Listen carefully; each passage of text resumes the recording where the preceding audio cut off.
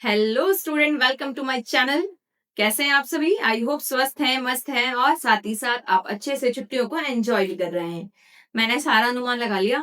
अच्छा, क्या आपने कभी सोचा है कि हमारा ह्यूमन जो लाइफ है वो इतना डेवलप कैसे हुआ? जो हम कपड़े पहनते हैं, इसको सिलने वाली जो निडल है वो कहाँ से आई? मैं अक्सर सोचती रहती हूँ। आपने कभी सोचा है? नहीं सोचा? तो आप सोचिए। क्योंकि आज का जो हमारा चैप्टर है वो इसी से रिलेटेड है। आज की जो चैप्टर है इसमें हम बात करने वाले हैं अर्ली ह्यूमन लाइफ के बारे में। इंसानों का डेवलपमेंट कैसे हुआ, कैसे जो एग्रीकल्चर का डेवलपमेंट कैसे हुआ, कैसे लोग एक जगह सेटल होकर रहने लगे। आज हम इन सभी चीजों को एक एक करके डिस्कस करेंगे। तो चलिए बिना टाइम वेस्ट किए अपने इस क्लास को स्टार्ट करते हैं। तो सभी बच्चे स्क्रीन की तरफ देखिए। हाँ जी, आज का जो हमारा चैप्टर है that is evolution of the stone age. Evolution of the stone age from hunters to farmers, यानी कैसे हम एक शिकारी से एक फार्मर यानी एक किसान बन गए। इस पूरी फेस को, इस पूरी कहानी को हम एक एक करके इस क्लास में समझने वाले हैं। तो पूरे कॉन्सेंट्रेशन के साथ आप समझिएगा। जहां पर भी आपको समझ में नहीं आता है आप कमेंट सेक्शन में जो कमेंट करके पूछ सकते हैं। ठीक है, मैं बाद में आपके कमेंट को देख करके उसका रिप्लाई जरूर दूंगी। तो चलिए स्टार्ट करते हैं। ये आपकी बुक का लेसन 4 है, जिसका नाम है the stone as the earliest people. पाषाण युग, सबसे प्रारंभिक मानव। चलिए इंट्रोडक्शन की बात करते हैं। सबसे पहले इस चैप्टर में हम पढ़ने वाले हैं जो स्टोन एज है, स्टोन एज के इतिहास के बारे में कि स्टोन एज में प्रारंभिक मानव का जीवन कैसा था। वो लोग जो है कैसे जीवन यापन करते थे, कैसे टूल्स का यूज करते थे, कैसे हंटिंग गैदरिंग करते थे, ये सारी चीजें हम इसमें पढ़ने वाले हैं। सबसे पहले अगर हम बात करते हैं स्टोन एज, स्टोन एज में जो अर्लीस्ट मैन है या प्रिमिटिव सोसाइटी कैसी थी, लोग कैसे थे, किस तरह गैदरिंग करते थे, हंटिंग करते थे, कैसे जीवन यापन करते थे, उनका फूड कैसा था, क्लोथिंग कैसी थी, ईच एंड एवरीथिंग डिस्कस करने वाले हैं हम इस चैप्टर में। ठीक है, तो अगर हम बात करते हैं अर्ली मैन के बारे में या अर्ली अर्ली ह्यूमन सोसाइटी के बारे में, तो उस समय जो लोग थे बेसिकली नेचर पे डिपेंड थे, प्रकृति पे डिपेंड थे पूरी तरीके से, फूड के लिए, शेल्टर के लिए और सर्वाइवल के लिए, यानी अपने जीवन यापन करने के लिए, अपने आश्रय के लिए मुख्य रूप से जो प्रारंभिक मानव थे वो प्रकृति पर निर्भर करते थे। अब यहाँ पर बात आती है कि चैप्टर का नाम ही है स्टोन एज। तो what do you mean by stone age या व्हाट इज स्टोन एज, कि पाषाण युग क्या है या पाषाण युग का क्या अर्थ है। तो पाषाण युग का मतलब होता है पर्टिकुलर एक ऐसा एज या एक ऐसा युग या एक ऐसा समय जिसमें जितने भी टूल्स है वो स्टोन के या पत्थरों के प्रयोग किए जाते हैं। अगर हम बात करते हैं इस एज की, तो इस एज को मुख्य रूप से हम तीन भागों में या तीन पार्ट में डिवाइड करते हैं। प्रारंभिक काल जो है, प्रारंभिक स्टोन एज या प्रारंभिक पाषाण काल को तीन भागों में विभाजित किया जाता है। पहला जो टाइम पीरियड है, पहला जो काल है दैट इज पैलियोलिथिक, फिर mesolithic and third one is neolithic. यानी the age divided into three phases and three period. First one is Paleolithic, second Mesolithic and third one is Neolithic. Hindi में कहेंगे पूरा पाषाण काल, मध्य पाषाण काल और नव पाषाण काल। ठीक है, नेक्स्ट हम बात करते हैं पूरा पाषाण काल के बारे में बात करते हैं। इसके टाइम पीरियड की बात करते हैं तो 2 मिलियन अगो से लेकर के 10,000 बीसी। यहाँ पर बीसी को आप लोग अच्छे से समझ लीजिएगा। बीसीई का मतलब होता है बिफोर क्राइस्ट एरा, यानी क्राइस्ट के जन्म से पहले का समय। जब क्राइस्ट का जन्म हुआ था तब से हम जो समय काल लेते हैं वो 1 2 3 4 5 ऐसे लेते हैं, लेकिन उससे पहले का जो टाइम पीरियड होता है वो उल्टा चलता है। इसलिए इस टाइम पीरियड को आप देखो 2 मिलियन अगो टू 10,000 बीसीई, ये जो है आपका पैलियोलिथिक का टाइम पीरियड है। सेकंड है आपका मेसोलिथिक। मेसोलिथिक का टाइम पीरियड आपका 10,000 बीसीई टू 8,000 बीसीई है। और मेसोलिथिक के काल को या मेसोलिथिक के एज को हम दूसरा माइक्रो मिडिल स्टोन एज भी कहते हैं, यानी मध्य पाषाण युग भी कहा जाता है। नियोलिथिक का जो टाइम पीरियड है that is 8,000 BCE to 4,000 BCE, 8,000 BCE से लेकर के 4,000 बीसीई, इसे नव पाषाण काल हिंदी में कहा जाता है। पूरा पाषाण काल या पैलियोलिथिक एज की सबसे इंपॉर्टेंट जो खासियत है या सबसे महत्वपूर्ण विशेषता है कि इस समय रफ स्टोन यानी खुरदरे पत्थर के औजारों का प्रयोग किया गया था। जो लोग हैं वो मुख्य रूप से हंटिंग करते थे यानी शिकार करते थे। मेसोलिथिक एज की मुख्य जो विशेषता है, जो मेन कैरेक्टरिस्टिक है, दैट इज इस टाइम पीरियड में माइक्रोलिथ यानी छोटे औजारों का यूज किया जाता था। फिशिंग मेन एक्टिविटी हो गई थी यानी मछली को पकड़ना मेन एक्टिविटी हो गई थी। और साथ ही साथ इस समय बड़े लेवल पर एनिमल्स डोमेस्टिकेशन यानी जानवरों को पालतू बनाना शुरू किया गया, जिसमें गोट, शीप ऐसे एनिमल्स आपको मिलेंगे जिससे उनको दूध यानी मिल्क मिलता था। उस मिल्क से वो तरह तरह की प्रोडक्ट बना करके जीवन यापन करते थे। नेक्स्ट है आपका न्यूलिथिक यानी नवपाषाण काल। नवपाषाण काल की बात करते हैं तो इसकी सबसे इंपॉर्टेंट जो कैरेक्टरिस्टिक है दैट इज फार्मिंग यानी बहुत बड़े लेवल पर एग्रीकल्चर की स्टार्टिंग आपको न्यूलिथिक एज में देखने को मिलती है। इसकी स्टार्टिंग जो है वो मेसोलिथिक के लास्ट से होना शुरू हो जाती है, लेकिन एक्चुअल में जो है न्यूलिथिक एज में बहुत बड़े लेवल पर जो है बहुत बड़ा चेंज आता है, इसलिए इसे न्यूलिथिक रेवोल्यूशन भी कहते हैं, नवपाषाण क्रांति भी कहते हैं। इस समय खेती बाड़ी की स्टार्टिंग हो जाती है, बड़े लेवल पर पॉलिश्ड जो टूल्स हैं यानी चिकने औजार देखने को मिलेंगे और परमानेंट सेटलमेंट स्थायी बस्तियां आपको देखने को मिलेगी न्यूलिथिक एज में। तो चलिए स्टार्ट करते हैं इसे और एक एक करके डिस्कस करते हैं। आई होप आपको मजा आ रहा होगा। ये तो अब बहुत इंटरेस्टिंग है। अब हम कुछ जान रहे हैं कि हमारा जीवन यापन जो यहाँ तक पहुंचा है, अर्ली फेज में लोग कैसे थे, कैसे जीवन यापन करते, तो आई थिंक ये इंटरेस्टिंग है, आपको भी इंटरेस्ट आ रहा होगा। फर्स्ट ऑफ ऑल हम बात करते हैं डिटेल में पैलियोलिथिक एज के बारे में। पैलियोलिथिक एज को हम स्टोन एज भी कहते हैं। इसका टाइम पीरियड मैं आपको पहले बता चुकी हूँ, 2 मिलियन अगो टू, आप बताइए, 2 मिलियन अगो टू 10,000 BCE। ठीक है, और ये टाइम पीरियड बहुत इंपॉर्टेंट है। इस टाइम पीरियड को हम पैलियोलिथिक एज कहते हैं। इसका सबसे इंपॉर्टेंट फीचर ये है कि ये अर्ली ह्यूमन का सबसे लॉन्गेस्ट टाइम पीरियड है, यानी सबसे लंबा चरण जो रहा है इतिहास का, वो प्रारंभिक मानव का यही वाला फेज था। इसके बाद इस समय जो लोग हैं वो केव्स में रहते थे, गुफाओं में रहते थे और रॉक शेल्टर में रहते थे, शैलाश्रयों में रहते थे। इसके अलावा इस समय जो टूल्स यूज किए जाते थे that is rough and unpolished यानी खुरदरे और बिना पॉलिश किए हुए औजारों का बड़े पैमाने पर प्रयोग किया जाता था। इसके अलावा जो लोग हैं वो नोमैडिक लाइफ जीते थे। कहने का मतलब है जो लोग हैं वो घुमंतु थे, एक जगह टिककर नहीं रहते थे, वो भोजन की तलाश में, जानवरों की तलाश में एक जगह से दूसरी जगह घूमते रहते थे। इसी समय जो है आग का भी आविष्कार हुआ है। ये बहुत इंपॉर्टेंट है, इसे मार्क कर लीजिएगा, स्टार लगा लीजिएगा कि इस समय आग का आविष्कार हुआ है। Fire discovered in palaeolithic age यानी आग की खोज जो है वो प्रारंभिक काल में, पुरापाषाण काल में हुई। इसके बाद अर्ली ह्यूमन लाइफ के बारे में बात करते हैं तो मुख्य रूप से जो लोग हैं वो शिकार शिकार करते थे, जानवरों का शिकार करते थे, भोजन इकट्ठा करते थे, जिसमें रूट्स हो गए, सीड्स हो गए, बीजों को इकट्ठा किया जाता था। और एनिमल की जो स्किन है, जानवरों को मार के उसका फ्लैश तो खा लेते थे, उसके बाद जो स्किन है उसकी स्किन को कपड़े की तरह यूज करते थे अपनी बॉडी को कवर करने के लिए। इस समय जो लोग हैं वो ग्रुप बना करके रहते थे और उनके ग्रुप को बैंड कहा जाता था। समझ में आया? ये बहुत इंपॉर्टेंट है आप लोगों के लिए। नेक्स्ट हम बात करते हैं जो पैलियोलिथिक टाइम पीरियड है उसका सब डिवीजन क्या था। अगर पैलियोलिथिक टाइम पीरियड की बात करते हैं तो उसको 3 पार्ट में सब डिवाइड किया गया है, 3 पार्ट में विभाजित किया गया है। First one is lower Palaeolithic, second middle palaeolithic and third upper Palaeolithic.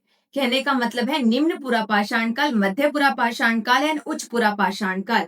निम्न पुरापाषाण काल या लोअर पैलियोलिथिक एज की सबसे बड़ी खासियत यह है कि इस काल को जो है हिम युग या फिर आइस एज या प्लेस्टोसीन युग भी कहा जाता है, प्लेस्टोसीन पीरियड भी कहा जाता है, क्योंकि इस समय जो पूरा अर्थ है वो बर्फ की मोटी चादर से घिरा हुआ था। काफी ज्यादा टेम्परेचर जो है वो डाउन था, बहुत ज्यादा ठंड थी। उसके बाद इस समय हैंडेक्स का यूज यानी हाथ की कुल्हाड़ियों का बड़े पैमाने पर यूज किया गया।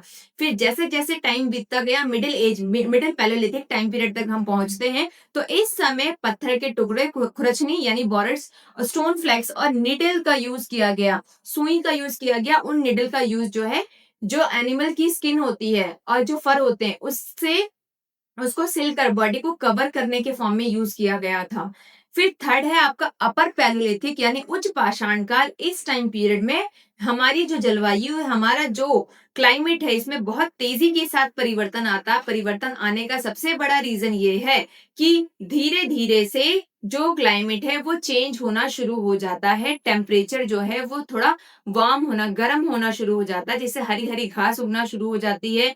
और इसके अलावा जो है, जो लोग हैं अब जो है इस समय जो पत्थरों का यूज है, जो टूल्स का यूज करते हैं, जिसमें फ्लिंट ब्लेड, धार धार धार वाली यानी शेप वो जो बहुत शार्प होती है, उन ब्लेड्स का यूज करने लग जाते हैं हंटिंग करने के लिए, यानी जानवरों का शिकार करने के लिए। और साथ ही साथ नुकीले पत्थरों का औजार करने लगते हैं, ताकि वो जिनमें भाले आते हैं, भाले यानी फ्लिंट आते हैं, प्रोजेक्टाइल आते हैं, ब्लेड्स आते हैं, इनका यूज करना शुरू करते हैं। आई होप आपको क्लियर हो गया होगा कि पैलियोलिथिक एज में हम जो बात कर रहे हैं कि हंटिंग गैदरिंग मुख्य काम था। इसके अलावा पैलियोलिथिक एज में जो है हैंडेक्स का यूज किया गया। इस एज को, इस टाइम पीरियड को 3 पार्ट में डिवाइड किया गया, lower palaeolithic, middle palaeolithic and upper palaeolithic. Lower palaeolithic age को हम क्या कहते हैं, आइस एज या प्लेस्टोसीन एज कहते हैं। मिडिल पैलियोलिथिक एज के टाइम पीरियड तक जो है स्टोन फ्लेक्स एंड निडल का यूज होने लगा था। अपर पैलियोलिथिक एज में आते आते शार्प ब्लेड का यूज होना शुरू हो गया था।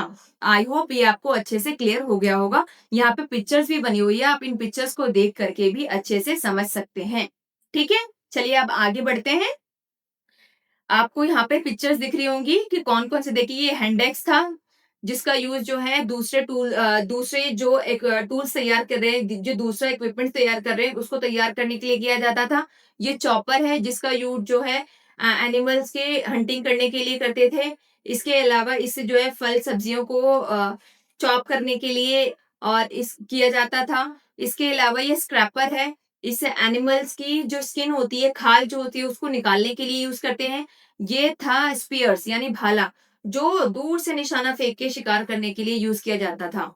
तो ये सारे जो टूल्स है आपको पैलियोलिथिक एज में देखने को या टाइम पीरियड में देखने को मिलेंगे। ठीक है, तो मैंने अभी आपको बताया इन वेपन्स का यूज जो है हंटिंग करने के लिए, जो इसके अलावा शेपिंग के लिए, मटेरियल को कट करने के लिए भी किया जाता था।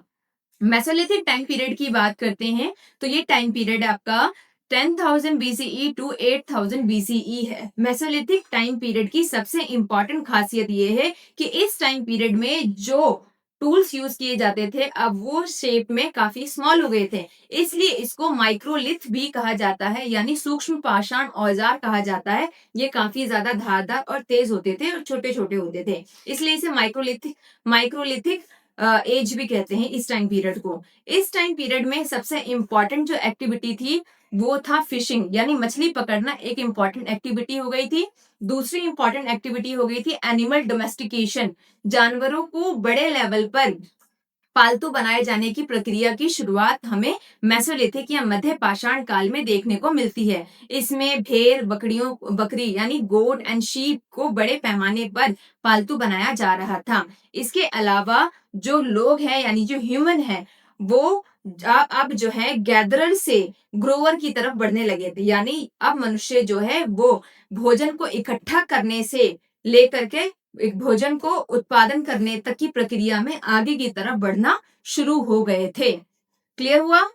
नेक्स्ट हम बात करते हैं इंपॉर्टेंट चेंज की। मेसोलिथिक टाइम पीरियड का इंपॉर्टेंट चेंज क्या है? इंपॉर्टेंट चेंज ये है कि इस समय बेहतर औजार आपको देखने को मिलेंगे, यानी टूल्स अब पहले से बेटर और शार्प हो गए थे। इसके अलावा इस समय बड़े पैमाने पर जो केव्स पेंटिंग आपको देखने को मिलती है, इनमें आपको बहुत सारी पेंटिंग देखने को मिलेगी, आप गूगल पे सर्च करके भी देख सकते हैं। तो उन चित्र, वो उस समय की पेंटिंग आज भी ऐसे ही आपको देखने को मिलेगी। सोचो कि उस टाइम पीरियड में लोगों ने जो पेंटिंग की थी वो आज भी सुरक्षित है और आप देख सकते हो। तो सोचो कि उस समय टेक्नोलॉजी कैसी रही होगी। वो हाथ से पेंटिंग कर रहे थे, नेचुरल कलर का यूज करके कर रहे थे, उसको आज तक हम देख रहे हैं। ठीक है, अब हम बात कर रहे हैं 2 मिलियन अगो। समझ रहे हैं आप? इसके बाद हम बात करते हैं beginning of communication through art. कहने का मतलब है कि जो पेंटिंग्स थी, पेंटिंग्स के थ्रू इन लोगों ने आपस में कम्युनिकेट करना, एक दूसरे से बात करना, अपने विचारों को एक दूसरे से साझा करना शुरू किया था। सेमी सेटल्ड लाइफ, कहने का मतलब है कि अब लोग धीरे धीरे एक जगह टिक कर रहने की शुरुआत करने लगते हैं। दैट इज कॉल्ड अर्ध स्थायी जीवन। ठीक है, नेक्स्ट हम बात करते हैं कि इसकी इम्पोर्टेंट साइट क्या है। सबसे इम्पोर्टेंट साइट में से जो साउदर्न मोस्ट साइड है आपकी, दैट इज तिलवाड़ा। तिलवाड़ा आपके राजस्थान में मौजूद है। इसकी सबसे इम्पोर्टेंट खासियत ये है कि ये वेस्टर्न मोस्ट साइट है मेसोलिथिक टाइम पीरियड की। यहाँ पर हमें बहुत सारे माइक्रोलिथिक यानी सूक्ष्म औजार मिले हैं। इसके अलावा पॉटरी मिली है यानी मिट्टी के बर्तन मिले हैं, आयरन के पीस मिले हैं, ग्लास बीड्स मिली है। इसके अलावा बहुत सारी जगह हमें जो है यहाँ पे सेटलमेंट्स यानी बस्तियां भी देखने को मिली हैं। नेक्स्ट है आपका Bagor, very very important. Bagor की बात करते हैं तो ये मेसोलिथिक टाइम पीरियड का सबसे लार्जेस्ट साइट है बागोर। और बागोर जो है ये राजस्थान में कोठारी रिवर बहती है, कोठारी नदी बहती है, उसके पास ही मौजूद है। यहाँ से हमें न केवल मेसोलिथिक बल्कि चालकोलिथिक टाइम पीरियड के भी अवशेष या फिर यहाँ पर हमें बहुत सारे एविडेंस मिले हैं। यहाँ पर ज्योमेट्रिकल शेप में बहुत सारे औजार मिले हैं हमें। इसके अलावा यहाँ पे हमें बहुत सारी हड्डियां मिली है जानवरों की, जिससे हमें पता चलता है कि यहाँ पर जानवरों को भी पालतू बनाया गया था।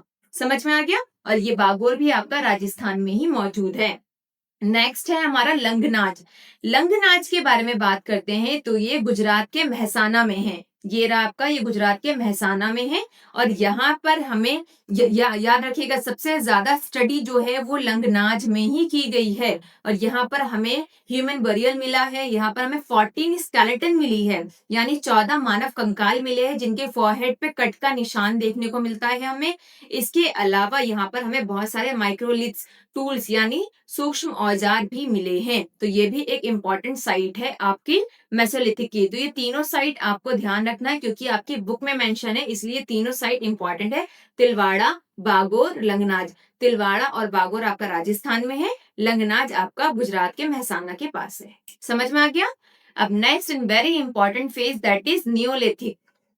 नियोलिथिक एज की बात करते हैं तो 8000 बीसीई टू 4000 बीसीई ये टाइम पीरियड हमारे ह्यूमन अर्ली हिस्ट्री का बहुत इंपॉर्टेंट टाइम पीरियड है क्योंकि इस टाइम पीरियड में बहुत बड़ा चेंज आया। बहुत बड़ा चेंज आने की वजह से इस टाइम पीरियड को हम मानव क्रांति भी कहते हैं, नवपाषाण काल क्रांति भी कहते हैं, क्योंकि ये एक ऐसा फेज था जिसमें बहुत सारे ऐसे चेंजेस मिले जिस चेंजेस को की वजह से ह्यूमन का डेवलपमेंट होना तेजी से शुरू हुआ। इसमें सबसे पहले आप देखोगे कि बहुत बड़े लेवल पर एग्रीकल्चर का डेवलपमेंट होना शुरू हो जाता है। लोग एक जगह स्थायी निवास करके खेती बाड़ी की शुरुआत करते हैं।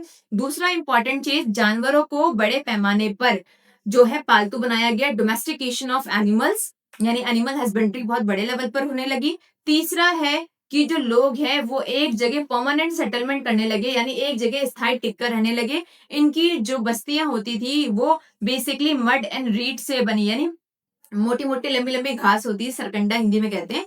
मिट्टी और सरकंडे से बनी हुई झोपड़ियां में ये लोग रहते थे, बस्तियां बना करके एक जगह टिक कर रहना शुरू करते हैं। इस समय ही आपको चिकने पत्थर के पॉटरी यानी मिट्टी की पॉटरी देखने को मिलेगी, चिकने टूल्स देखने को मिलेंगे, मिट्टी के बर्तन देखने को मिलेंगे, जिससे आपको ये पता चलेगा कि ये लोग ना केवल प्रोडक्शन कर रहे थे अनाजों का बल्कि उसको सेव करके अपने पास जो सरप्लस बच रहा था उसको सेव करके भी रखते थे। समझ में आया? तो चलिए आगे देखते हैं इसके मेन फीचर्स को। देखिए पिक्चर से आपको समझ में आ रहा होगा कि जहां पहले ये हंटिंग और गैदरिंग करते थे वहीं दूसरी तरफ ये पहले क्या थे, पहले इन्होंने जो हंटिंग गैदरिंग करना शुरू किया और बाद में ये क्या बन गए, ग्रोवर बन गए यानी ये प्लांटेशन प्रोडक्शन करना शुरू कर देते हैं। यानी पहले तो ये क्या थे, पहले गैदरर थे, इकट्ठा करते थे, बाद में ये ग्रोवर बन गए यानी जो खेती बाड़ी है वो करके उत्पादन करना शुरू करने लगे। उसी को हम समझेंगे। Development of agriculture, the most important factor, the most important factor of neolithic age, agriculture. यहाँ से क्वेश्चन आएगा ही आएगा। एग्रीकल्चर की बात करते हैं तो स्टार्टिंग में जो मैन था, ये ह्यूमन लाइफ थी, वो क्या थी, कैसी थी, गैदरर थी यानी वो भोजन संग्राहक थे। बाद में जाकर के वो क्या बन गए, प्रोड्यूसर बन गए यानी भोजन का उत्पादन करना शुरू करते हैं। मुख्य फसल की बात करते हैं, स्टेपल क्रॉप की बात करते हैं उस टाइम पीरियड की, तो उस टाइम पीरियड की जो मुख्य फसल थी that is wheat and barley, Hindi में कहेंगे गेहूं और जौ। सबसे मुख्य फसल है जो सबसे पहले उगाई गई थी। एग्रीकल्चर का फर्स्ट डेवलपमेंट हमें देखने को मिलता है 7000 बीसीई में, जो आपका नियर ईस्ट और लेवेंट में। ईस्ट की बात करते हैं तो इसमें ईरान, इराक और आपका सीरिया मिडल सीरिया वाला पार्ट आएगा। और लेवेंट की बात करते हैं तो इसमें बेसिकली आपका जो है लेबनान पैलेस्टीन वाला एरिया आएगा, वहां पर आपको एग्रीकल्चर का डेवलपमेंट बेसिकली देखने को मिलेगा। नेक्स्ट हम बात करते हैं इस टाइम पीरियड में एक और इम्पॉर्टेंट चेंज आता है, एक और इम्पॉर्टेंट डेवलपमेंट आपको देखने को मिलेगा, इन्वेंशन ऑफ व्हील यानी पहिए का आविष्कार। इन्वेंशन ऑफ व्हील की वजह से यानी जो पहिए का आविष्कार हुआ उसकी वजह से चाक के ऊपर मिट्टी के बर्तन यानी व्हील से जो है अब पॉटरी बनना शुरू हो गई। अब अलग अलग शेप की सुंदर सुंदर कलरफुल आपको पॉटरी देखने को मिलेगी, जिसका यूज ये ना केवल खाना पकाने के लिए बल्कि जो ग्रेन्स है उनको सेव करके रखना भी शुरू करने लग जाते हैं। दूसरा इंपॉर्टेंट है व्हील की वजह से आने वाले टाइम पीरियड में जो कार्ट्स और बुलक कार्ट्स यानी बैलगाड़ियों का आविष्कार होता है, डिस्कवर किया जाता है, इन्वेंट किया जाता है बेसिकली। और हैवी जो सामान है उसको एक जगह से दूसरी जगह पहुंचाया जाता है। इसका यूज हैवी सामान के साथ साथ जो लोग हैं वो भी एक जगह से दूसरी जगह जाने के लिए करने लगे। इसके अलावा इस टाइम पीरियड में जो व्हील्स है उसका यूज करके वीविंग स्टार्ट की गई। वीविंग मतलब बुनाई शुरू की गई। जो वुलन के और जो कॉटन के क्लोथ्स थे उनकी बुनाई वीविंग करके कपड़े तैयार करने लगे। तो व्हील्स भी बहुत इंपॉर्टेंट रोल प्ले करता है आपका न्यूलिथिक एज में। समझ में आ गया। अब हम इंपॉर्टेंट साइट की बात करते हैं। तो सबसे इम्पोर्टेंट एग्रीकल्चर से रिलेटेड तो पहला है मेहरगढ़ जो आपका पाकिस्तान में है, गुफकराल और बुरझोम ये हमारा कश्मीर में है। इसके अलावा कोलडीवाह महागढ़ा ये आपका उत्तर प्रदेश में, जहाँ पे सबसे पहले हमें चावल के साक्ष्य या चावल की एविडेंस मिलते हैं कोलडीवाह महागढ़ा से। और सबसे पहले जो व्हीट है या गेहूं के साक्ष्य हमें मिलते हैं मेहरगढ़ जो पाकिस्तान में। चिरान ये आपका बिहार में, यहाँ से हमें बहुत सारी हड्डियां मिले जिससे पता चलता है कि उस समय एनिमल्स को जो है पालतू बनाया गया था। हल्लूर ये हमारा कर्नाटक में, पय्यमपल्ली ये हमारा तमिलनाडु में है। यहाँ से भी हमें एनिमल्स को पालतू बनाए जाने के साक्ष्य मिलते हैं। चलो एक एक को हम डिटेल में अगर समझें तो नीचे आपको एक एक की डिटेल दी है। महगढ़ा की बात करते हैं तो ये हमारा यूपी में है। यहाँ से हमें जो कैटल्स हूफ है यानी गाय और बैल की जो खुर है, खुर के निशान मिले। और अगर हम फूड ग्रेन्स की बात करते हैं तो यहाँ से हमें चावल के एविडेंस मिलते हैं। कोल्डी वहां ये उत्तर प्रदेश में है, यूपी में। यहाँ से हमें बहुत सारे एनिमल्स की हड्डियां मिली हैं। साथ ही साथ यहाँ पे हमें राइस का एविडेंस मिला है कि राइस की या चावल की खेती की जाती है। चिरान की बात करते हैं तो ये हमारा बिहार में है। यहाँ से हमें वो भैंस और बैल की साक्ष्य मिले, हड्डियां मिली हैं। यहाँ पर गेहूं, जौ, मटर यानी वीट, बार्ले और पीस की जो है कल्टीवेशन की जाती थी, खेती की जाती थी। मेहरगढ़ की बात करते हैं, ये पाकिस्तान में। यहाँ पे हमें भेड़ बकरी को पालतू बनाने का साक्ष्य मिलता है क्योंकि वहां से हमें इसकी हड्डियां मिली है। और यहाँ पर गेहूं और जौ उगाए जाते थे। इसी तरह से बुरझोम की बात करते हैं, ये आपका कश्मीर में है। यहाँ पर बफेलो, कैटल, डॉग, शीप इनकी हड्डियां प्राप्त हुई है। और यहाँ पे हमें जो लेंटिल और वीट यानी मसूर और गेहूं की खेती के साक्ष्य मिले हैं। इसी तरह गुफकराल कश्मीर है, यहाँ से भी हमें मसूर और गेहूं के बारे में जानकारी मिलती है। हल्लूर जो हमारा कर्नाटक में है, हल्लूर जो हमारा कर्नाटक में है, यहाँ से हमें cattle, pig, goat and sheep की हड्डियां मिली है जिससे पता चलता है कि यहाँ पे उनको पालतू बनाया गया था। और यहाँ से हमें मिलेट्स के एविडेंस मिले हैं। तो इस तरह आई होप आपको ये सारा अच्छे से क्लियर हो गया होगा।